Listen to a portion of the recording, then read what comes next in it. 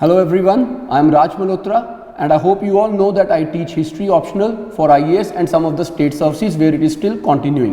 तो अगर आपका हिस्ट्री ऑप्शनल में इंटरेस्ट है और ये कारण से कि हिस्ट्री का सिलेबस बहुत ज़्यादा है या ये कारण से कि हिस्ट्री में मार्क्स नहीं आते और आप इस कारण से हिस्ट्री को चाहते हुए भी ऑप्ट नहीं कर पा रहे हो, तो ये वीडियो है आपके लिए where I will try to shatter the myths like one, history is too lengthy, two, that history is not scoring. So first of all, what we need to understand, history as an optional for 2021 2022. If we go by the syllabus, then yes, paper 1 part A is ancient India, paper 1 part B is medieval India. When we talk about paper 2 section A, it is modern India and section B is world history. Now when we talk about this syllabus, agreed that the syllabus is very lengthy, but what we need to understand here is, number one, whatsoever is this syllabus, let's take an example. Here we talk about, let's say, Harappan civilization, or we talk about Buddhism and Jainism, or we talk about Mauryas, or we talk about Guptas, or we talk about Cholas, or perhaps even Sangam age, right? Whatsoever is the syllabus of optional, don't you think that you study each and every component of this syllabus for your GS, be it your pre-exam general studies or be it your mains exam? We have to study all this. So what new you will be studying? If you know about the Sangam age and position of women, then what more you need to do here is add some element of historiography to it, right? Some approaches of history, some schools of history, names of some specific historians, like whenever we talk about Sangam age, name of Nilkant Shastri becomes important, right? So you have to just add the element of historiography to make it history optional and a little more deeper analysis, but that doesn't mean that you have to dig again into the entire realm of history. The facts per se remains the same. Similarly, you know about Delhi Sultanate, you know about Vijayanagar and Bahmani kingdoms, you know about Mughal India.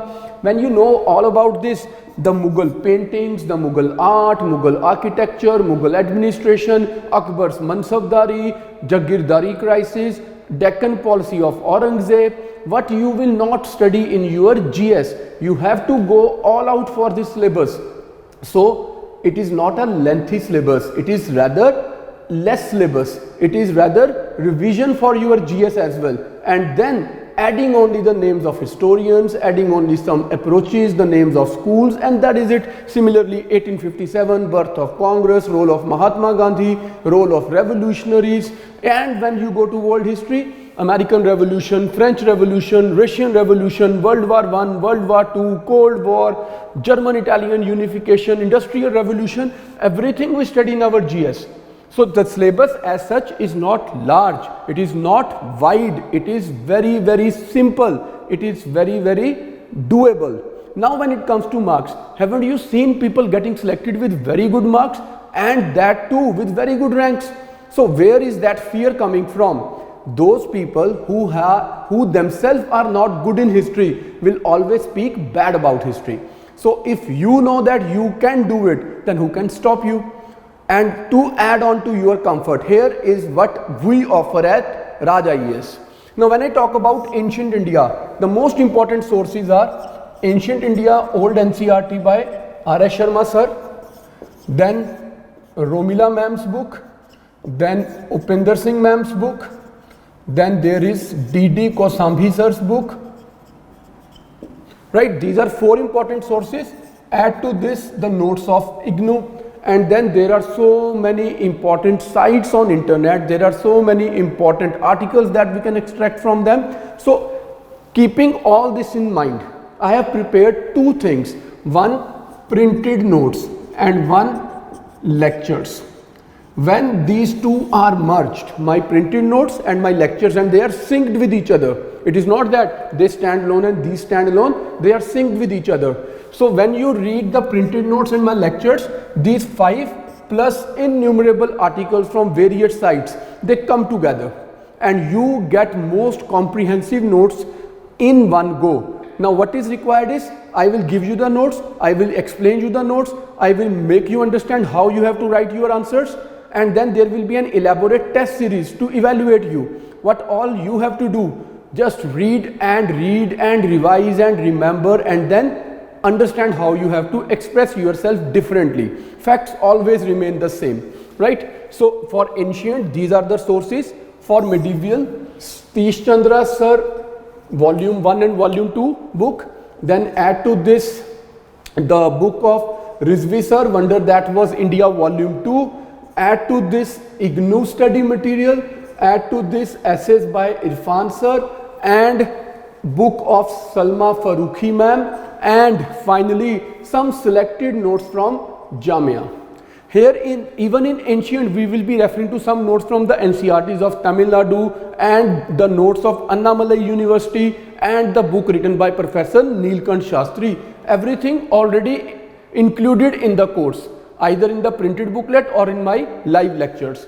Similarly here, now when I talk about modern India, for sure Bipin Chandra sir's book, both the books, Old NCERT and India Struggle for Independence, very important. We will be doing it. Even third book, India After Independence, along with India After Gandhi, right? And Paul Brasse's book.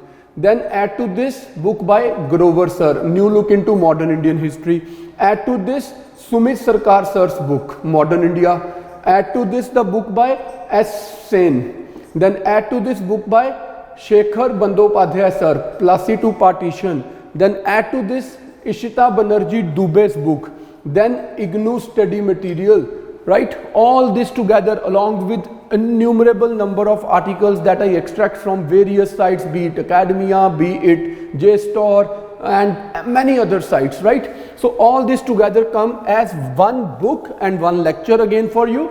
Now talking about world history, History of Civilization by Burns and Burns, volume 2 and 3. Then History of University by Gay and Garrity. This is another very important book, usually we forget to read it. Then History of Europe by Thompson. Then add to this David Mason's book.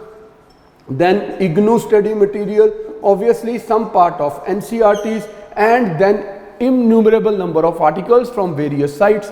Now while covering this entire syllabus, I need 4.5 months to 5 months to complete the syllabus along with test series, and the test series will be the most comprehensive one.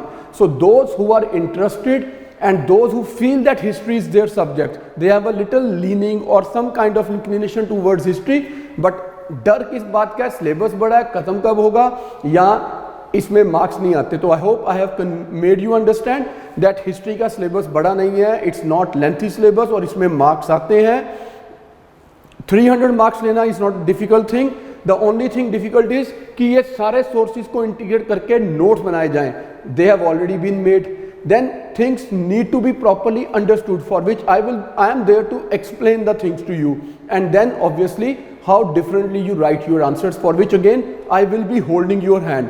And if you know, the most important thing that separates me from other teachers, I hold hands of my students. I don't leave them in lurch. I am 24/7 available to clear their doubts, to help them all the way unless they qualify this exam and they are successful in living their dreams. So those who are interested in history, please click on the link below and get your demo lectures. First 3 demo lectures, 8th, 9th and 10th, are free for all of us, right? Anyone who has any interest and want to see a demo, you are most welcome. Come join hands with us and live your dream with history as your optional. Thank you very much.